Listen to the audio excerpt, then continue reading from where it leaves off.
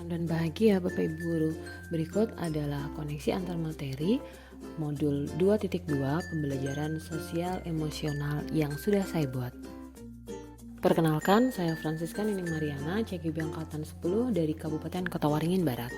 Tujuan khusus pembelajaran, CGP melakukan refleksi pengetahuan sebelum, selama, dan sesudah mempelajari modul ini.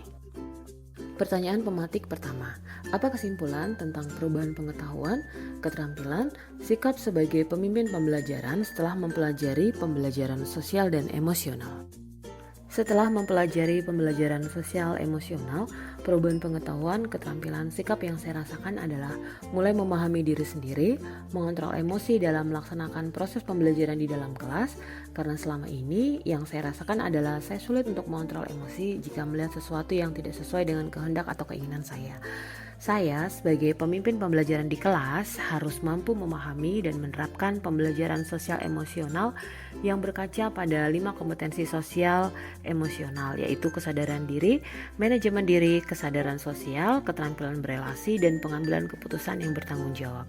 Sehingga apa yang saya harapkan sebagai seorang guru atau pemimpin pembelajaran yang dapat memahami, menghayati, dan mengelola emosi diri baik di dalam kelas maupun di luar kelas pada sesama rekan sejawat, murid, dan komunitas yang ada di sekolah.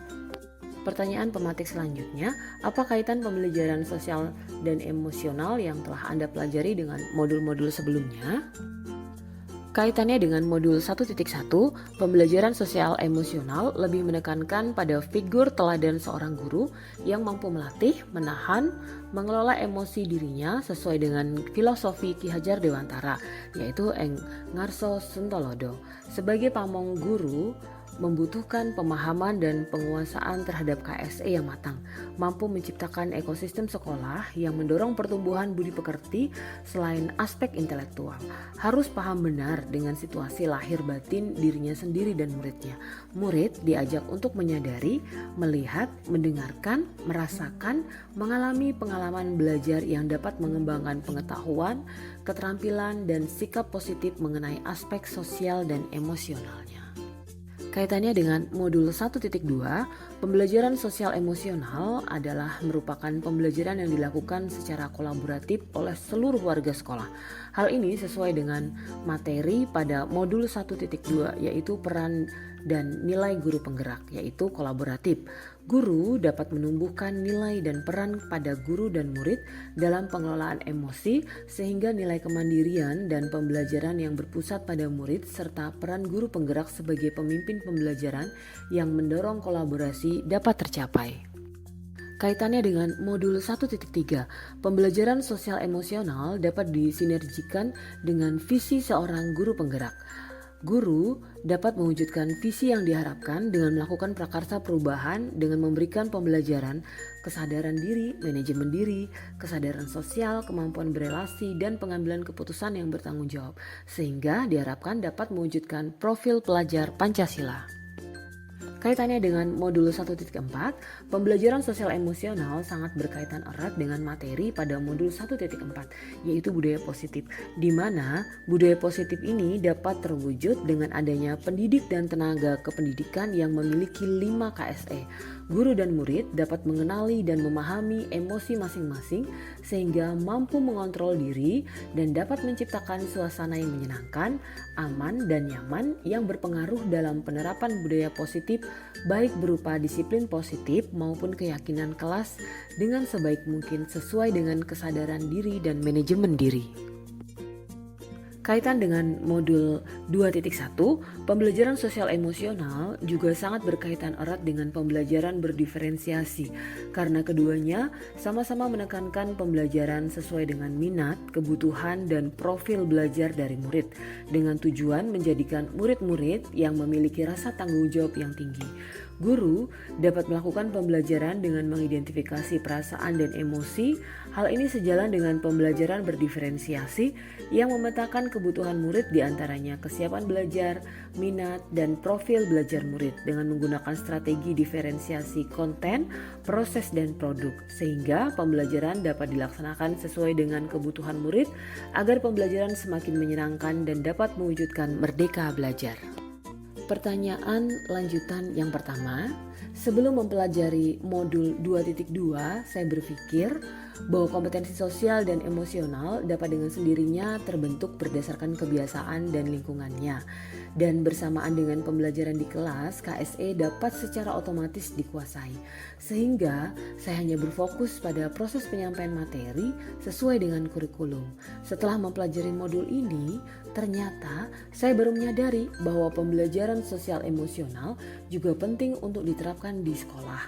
Karena mengabaikan pengembangan keterampilan sosial dan emosional akan membawa dampak buruk bagi akademik dan murid yang berkembang secara sosial dan emosional bersamaan dengan berkembangnya secara akademik.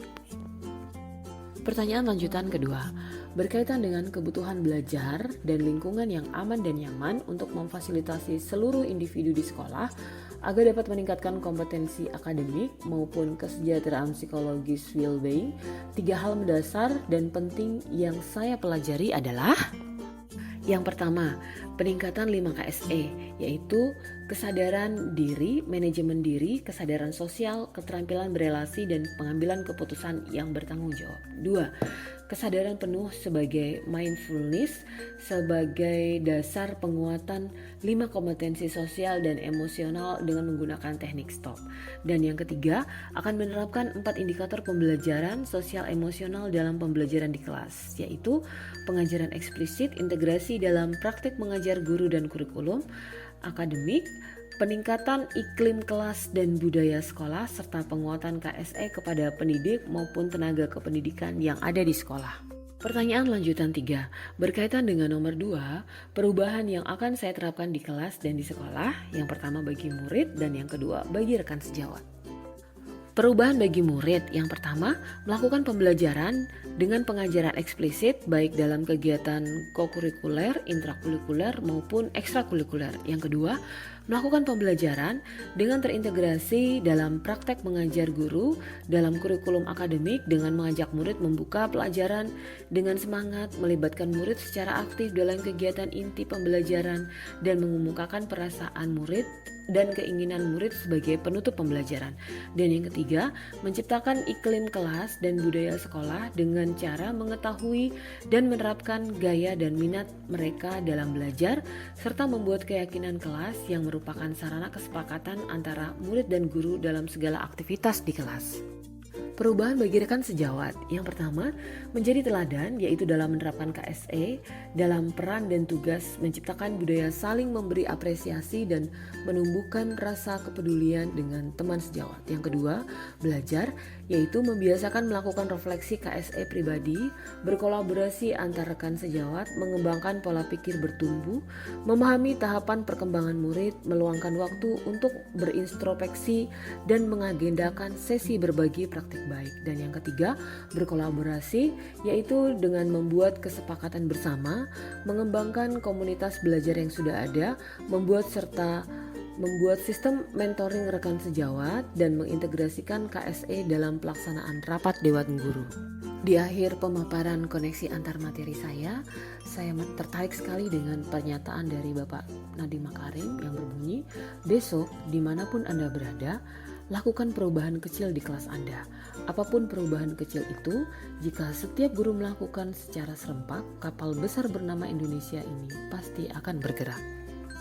Demikian pemaparan saya pada koneksi antar materi modul 2.2 pembelajaran sosial dan emosional. Salam dan bahagia, terima kasih.